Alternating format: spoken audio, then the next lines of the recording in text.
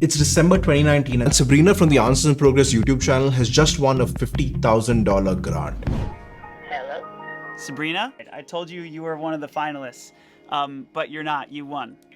What? This grant will give her just enough money to make YouTube videos for about a year, at the end of which she'll either be a successful YouTuber or she'll have to go and work a regular 9 to 5. Determined to make this work, Sabrina puts together a plan and enlists the help of 2 of her close friends. With time ticking away, they put everything they have into this plan. So at the end of the year, did she hit the goal? No. She shattered it, becoming one of the fastest growing YouTube channels in the process. This video goes in depth into her plan and breaks it down in such a way that you could literally just steal it for yourself.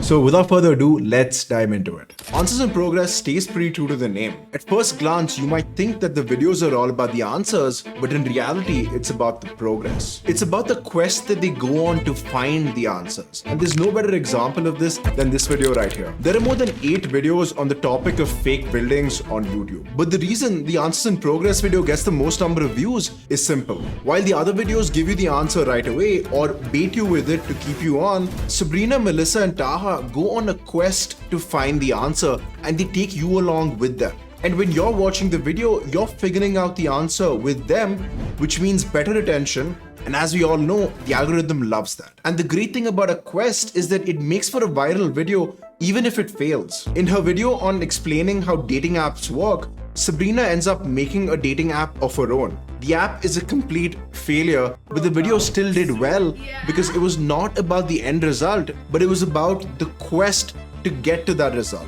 It was not about the answers, but it was about the progress. And I think that's one of the things that makes it so appealing and so human and so personal, and also makes me feel closer to the people in the video, because I'm like, I see myself in that, because I do a lot of shit that doesn't work either. And we've seen other YouTubers do this as well. Ryan tried to get Joyride Candy on the Super Bowl fan cam for a sneaky ad placement. And if you watch the video to the end, you'll see that he failed. And I'm just out of frame. Maybe next year. But the video still did really well and got millions of likes, all because it was not about being on the fan cam as much as it was about what Ryan was willing to do to get on the fan cam. So let's say you're making a video on how to start $1 million business. What you could do is go on a quest to actually start $1 million business live and document it, where you spend 1 week on coming up with the video name, the other week on the branding, and the third week on the website. That's what Davey Fogarty did, and it took his channel from a small channel with a few hundred subscribers to hundreds of thousands of subscribers because of it. Very early on for channels, the goal is to get YouTube to recognize who to share your content with, right? So it needs a lot of data points, and sometimes that is just like, I need to produce numbers. But producing numbers is tough because good videos take a really long time to make and they take a lot of effort. Like in her dating app video, Sabrina interviews a dating app founder, analyzes how the apps work, makes a really cool animation to explain the concept, and then makes a whole dating app from scratch. But if their videos take so long to do, how do they produce numbers? They do that by working in a collective. If Sabrina takes 2 months to make a video, that's okay because Taha and Melissa will pick up the slack. And when Taha took months to do a deep dive on the history of YouTube, Melissa and Sabrina picked up the slack. But you know what's even cooler? It's not this relay type format that they have.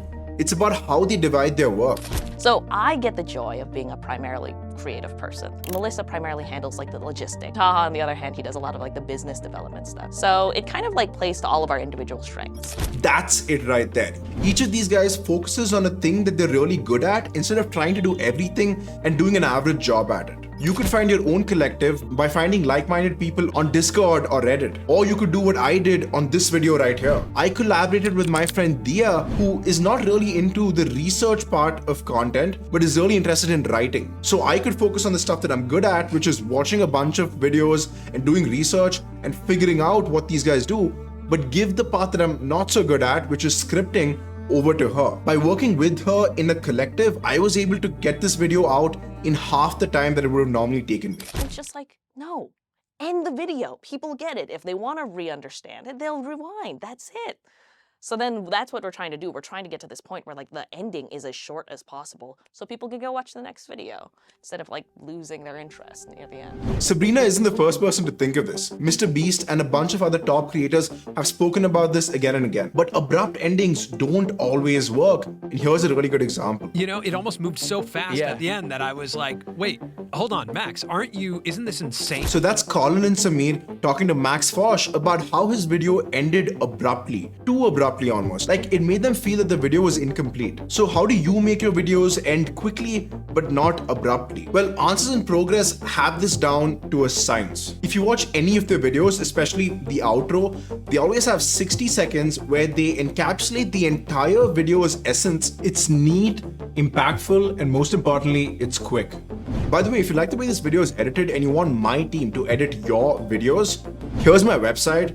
Reach out to me. I would love to work with you. Speaking of impactful, there's nothing more impactful than a good thumbnail. And Answers in Progress have used a pretty sneaky way to make their thumbnails. We just started making our thumbnails look suspiciously similar to other creators. Every YouTuber has his or her signature style, one that audiences can just pick on, and most times fans can recognize it by just glancing at it. And you can use this to your advantage in a pretty sneaky way. Find the top creators in your niche and make your thumbnails suspiciously similar to theirs. And by doing this, you'll be able to ethically steal your competitor's audience. Alright, I'm gonna ask you a question and I want you to answer it honestly. Do you remember the second last video you watched before this? Chances are you probably said no, and you're not alone. In this content-saturated world, it takes something truly unique to stand out, and Answers in Progress have accomplished exactly that. They make use of a feature called user interaction to make their videos more memorable. And here's a really good example. In her video on spelling bees, Sabrina developed a game